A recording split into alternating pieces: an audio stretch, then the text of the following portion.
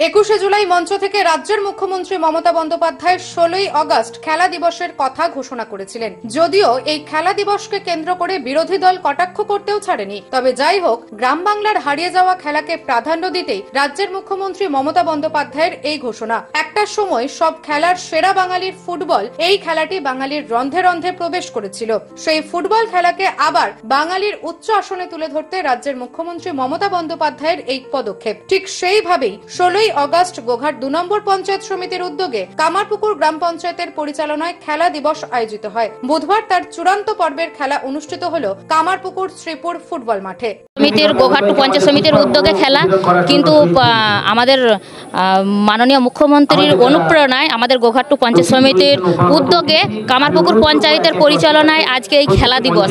আমাদের 16ই আগস্ট খেলা দিবস ছিল। যেহেতু জানেন, আপনারা সবই জানেন যে আরজিগরের যে বোন আমাদের বাড়ির মেয়ে যে এত বড় একটা দুর্ঘটনা হয়ে গেছে, আমরা যাই হোক সেই দিনে মোটামুটি খেলাটাকে স্টার্টিং করেছিলাম। আজকে আমাদের সেমিফাইনাল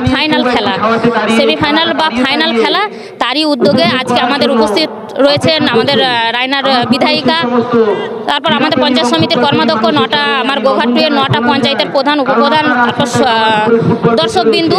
আর সব থেকে বড় কথা, আমাদের তো জগতে খেলায় হারিয়ে গেছে, যেটা ম্যাডামও বলছিলেন যে মোবাইলটা এমন জায়গায় এমন পর্যায়ে এসে গেছে যে ছেলেরা খেলা ভুলেই গেছে।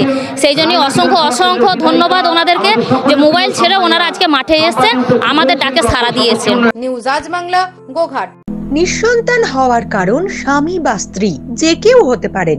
IVF এর অ্যাডভান্স সায়েন্স আর এক্সপার্ট কেয়ার লক্ষ লক্ষ কাপেলের স্বপ্ন সার্থক করেছে। তাই বন্ধাত্বকে হারাতে আপনাদের অবশ্যই আসতে হবে আরামবাগ প্রাণ IVF ফার্টিলিটি সেন্টারে।